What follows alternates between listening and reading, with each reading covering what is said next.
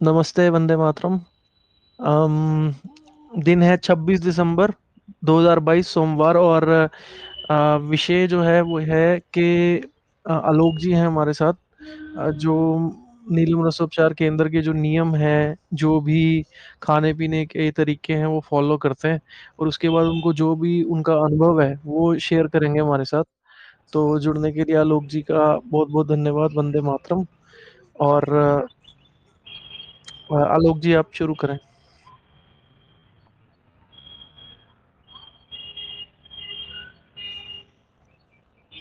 जी जी आलोक जी।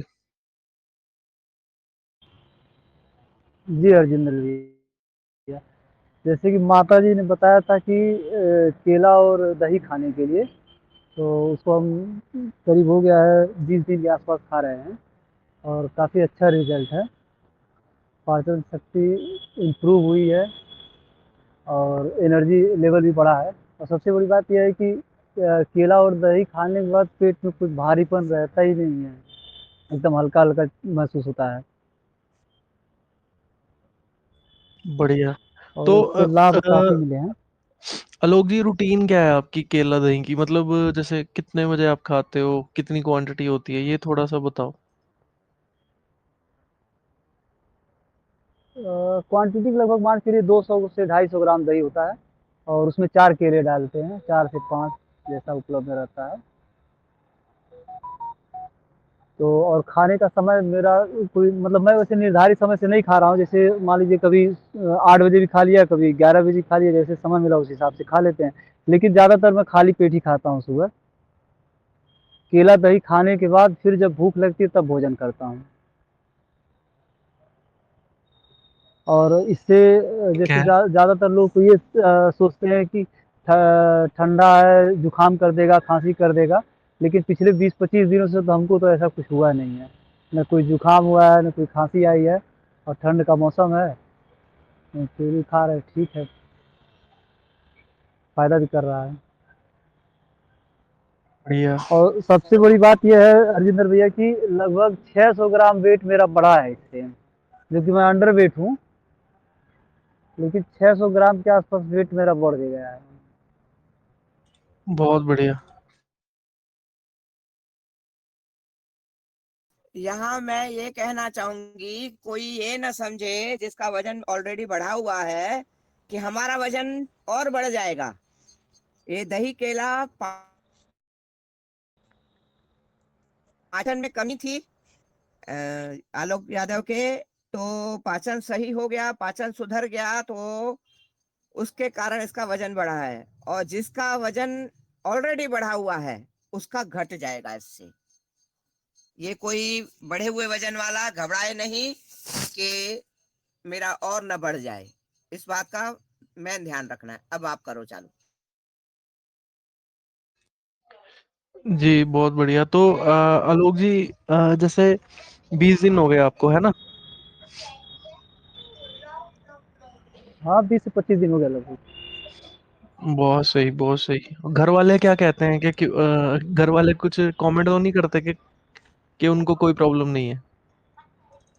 ना नहीं नहीं।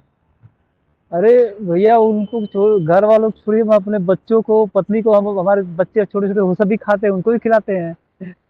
बहुत सही। लेकिन उनके लिए थोड़ा सा नियम बना दिए हैं कि सुबह 11-12 बजे के आसपास जो है, जब वो स्कूल से आ जाए तब उनको देते हैं खाने के लिए, दो दो केला है, उन लोगों को भी खिलाते हैं दही में डाल करके। और बहुत अच्छा लगता है, मतलब मन एकदम प्रसन्न हो जाता है, तृप्त हो जाता है। अब सबसे बड़ी बात है कि उतना खाने के बाद जो है भारीपन नहीं होता है, पेट में कोई भारीपन होता नहीं है।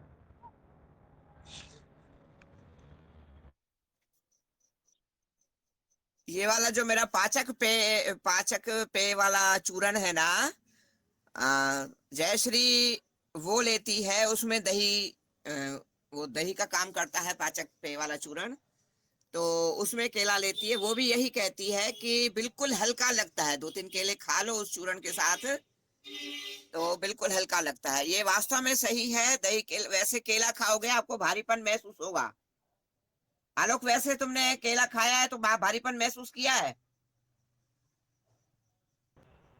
वैसे मतलब बिना दही के? हाँ जी। हाँ, मतलब थोड़ा भारीपन होता है, लेकिन एक्चुअली हाँ, माताजी ये मुझे केला भारीपन नहीं बहुत लगेगा। पसंद है बचपन से। तो हाँ। तो मुझे मुझे जो है उतना केला भारीपन नहीं लगता, क्योंकि मैं अभी तो लगभग 1 हफ्ते से लगातार 1 दर्जन केला अकेले ही खाता हूँ। अरे वाह। तो मुझे बचपन से केला बहुत पसंद है, तो उतना नहीं लगता है। हाँ हाँ, केला नहीं बहुत तुम खाता एक हूँ, काम ठंडी करो ना, गर्मी हमेशा जैसे जब केला अभी। मिलता है हमेशा खाता हूँ। हाँ, दही अभी जैसे दही के साथ खा रहे हो ना, कल बिना दही के खा के देखो। जी, तो कल तुम्हें मालूम पड़ जाएगा, बिना जी, दही जी। वाला थोड़ा सा हल्का, ज्यादा तो नहीं करता, थोड़ा हल्का भारीपन देता है। दही हाँ, के साथ हल्कापन देता है। जी, जी।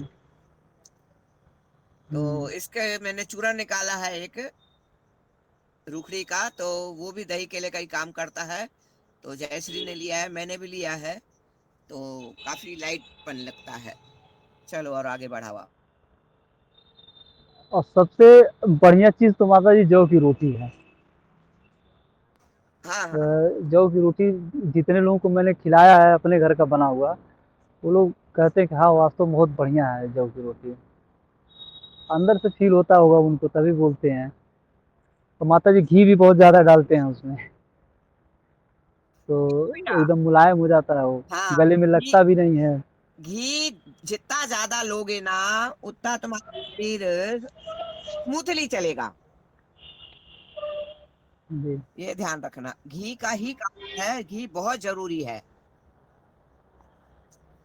मैं तो कई बार, मैंने तो अब घी खाना ही बंद कर दिया। मेरे को सब डालडा मिला के दे रहे थे, तो मैंने कहा भाई, जब वो खानी नहीं है चीज, तो मैंने घी का तो मोह ही निकाल दिया। मैं तो अब नारियल के तेल पे आ गई हूँ, और वो भी वही काम कर रहा है लगभग।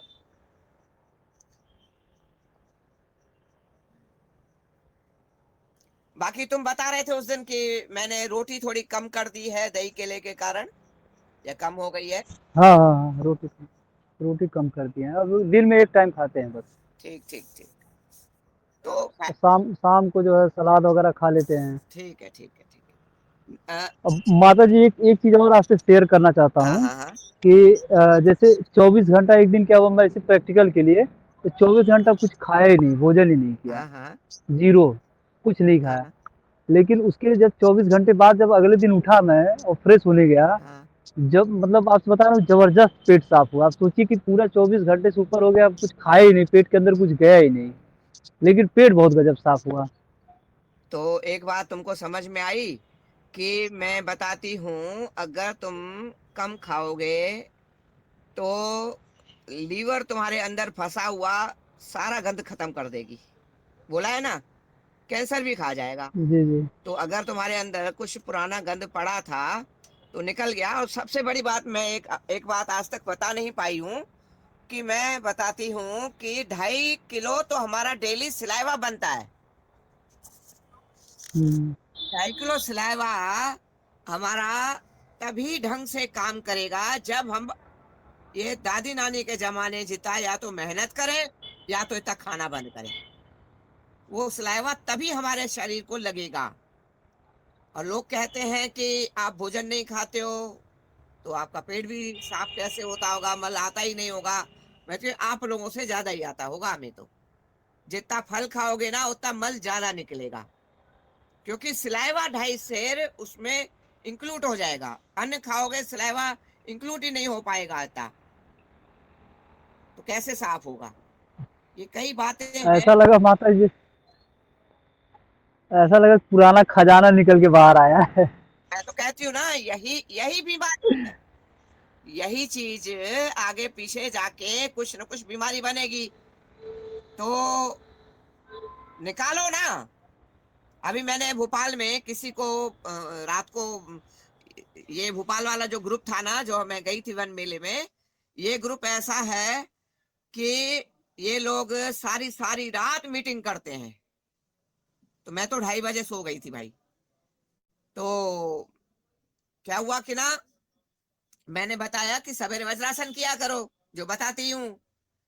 एक भाई सवेरे इतना खुश होके मेरे कमरे में आया, कहता है वैसे मैं चाहे 2 घंटे पानी ना पीऊँ गरम, मेरा पेट साफ नहीं होता था। आज मैंने वज्रासन किया, अच्छा पेट साफ हो गया। इतना खुश हुआ वो मैं बता नहीं सकती। तो ये वज्रासन का भी कमाल है। तो सब लोग मेरे को समझ तो गए कि इसके पास कुछ अलग टाइप का ज्ञान है। तो सबने अच्छा समझा और मतलब फ़ॉलो भी कर रहे हैं। अब धीरे-धीरे पता पड़ेगा कितना कौन-कौन फ़ॉलो कर रहा है। बाकी ये बात आगे तक तो और भी लोगों को जागरूकता आई होगी। चलो हरजिंदर कुछ सवाल? जी भैया, तो मतलब जौ की रोटी आपने बता दी, केला वगैरह बता दिया, और इसके अलावा कोई और चीज़ फ़ॉलो कर रहे हो? या खाने-पीने में आप और क्या-क्या खाते हो? खाने खाने में वही फल, सलाद और जौ की रोटी है, दाल का पानी पीते हैं, दाल दाल का जो है पानी पीते हैं बस। बस यही सब है, चावल और गेहूँ बंद है। लेकिन मैं दिन दिन भर ज़्यादातर फल और सलाद खाता हूँ। जी, जी। तो इस दिनचर्या तो और से काफ़ी खुश अच्छा हो? महसूस होता है। अरे! माताजी इतना खुश हैं कि मत पूछिए, कि सब हमको कहते हैं कि इतना दुबला-पतला है और इसको देखता हूँ दिन भर दौड़ता रहता है। अब बात करता है तो इसको लगता है कि जैसे आवाज़ में कोई डलनेस है ही नहीं, दिन भर बात करता रहता है।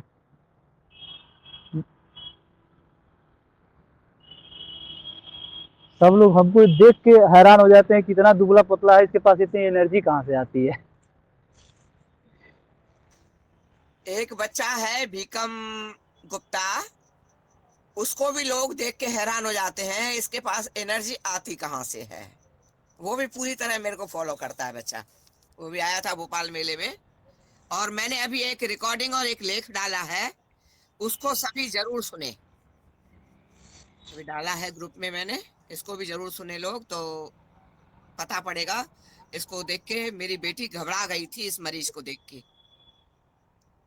कि मम्मी बहुत तकलीफ़ है भाई को। तो भगवान की दया से कुछ-कुछ सुधार हुआ है 11 दिन में, 11 दिन का रिज़ल्ट है। अब हरजिंदर पूछो वरना एंड कर दो भले। ठीक है, बाकी आलोक जी, अ, आपको क्या लगता है कि माताजी की जो डाइट है, अगर मैं आपसे नॉर्मल पूछूं कि माताजी की जो डाइट है वो क्या-क्या है होता है उसमें, तो वो आप थोड़ा बताइए। मतलब अगर आपको कोई माताजी पूछे की कि माताजी की डाइट है क्या-क्या, तो आप क्या-क्या बताएँगे? देखिए, माताजी की डाइट तो बेस्ट है, ठीक है? अब माताजी का कहा हुआ फ़ॉलो करते हैं, जैसे माताजी कहती हैं कि फल और सलाद का ज़्यादा सेवन कीजिए और ये गेहूँ, चावल इसको बंद करना है, दालों को बंद करना है। तो वही चीज़ हमने भी फ़ॉलो किया और बढ़िया रिज़ल्ट मिला। फल, सलाद, घी की मात्रा बढ़ा दिए हैं। और बाकी माताजी के अनुसार जो है नाक में, आँख में, कान में, नाभि में घी डाल के रोज़ रात को सोते हैं, प्रतिदिन। सुबह वज्रासन करते हैं, रात में भोजन करने के बाद, शाम का भोजन करने के बाद वज्रासन करते हैं। ये सब चीज़ें जो है फ़ॉलो करते हैं माताजी का।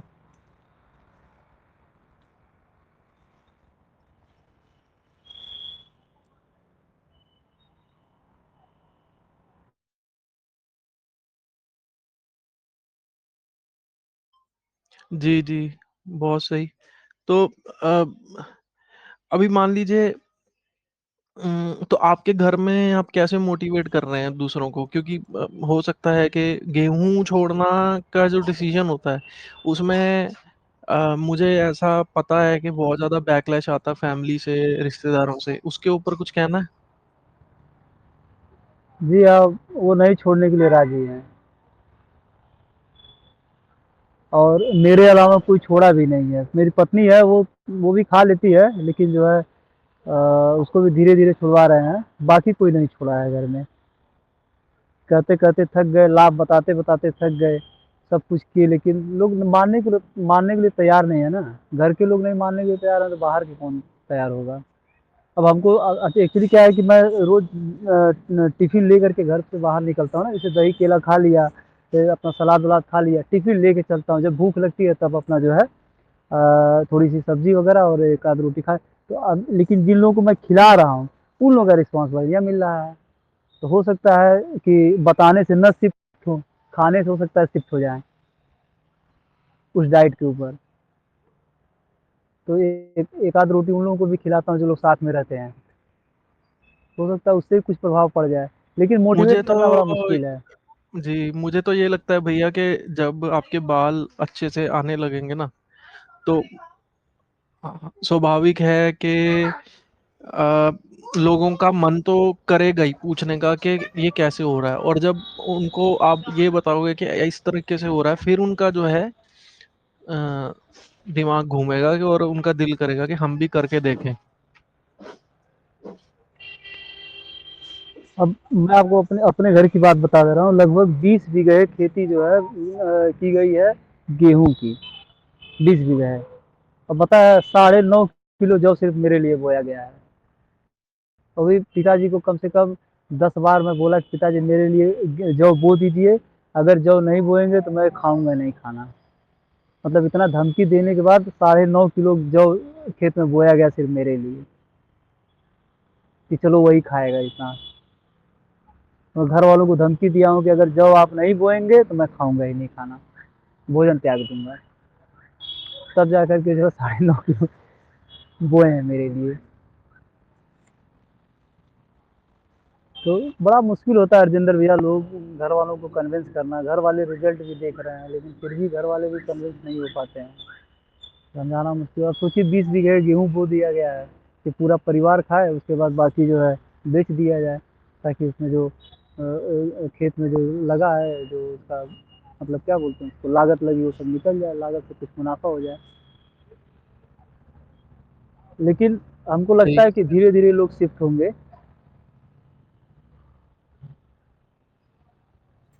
वैसे आलोक भाई तुम ये काम अच्छा कर रहे हो, अपने साथ वालों को जौ की रोटी खिला रहे हो। देखो बेटा, हमें ना ये करना पड़ता है। आज मेरे को इतना तो मालूम नहीं था, मैं इतना आगे जाऊंगी है। पहले तो मैं निशुल्क ही बांटती थी ना, कि चलो किसी का भला हो, चलो किसी, तभी मैं आज यहाँ तक पहुंची हूँ, इतना कुछ कर पा रही हूँ। अगर तुम भी ऐसे अगर किसी को रोटी खिला रहे हो, अपनी वाली वो पसंद कर रहे हैं, तो एक बदलाव आएगा जरूर। ये काम तुम बहुत अच्छा कर रहे हो, एक दिन बदलाव तो आएगा।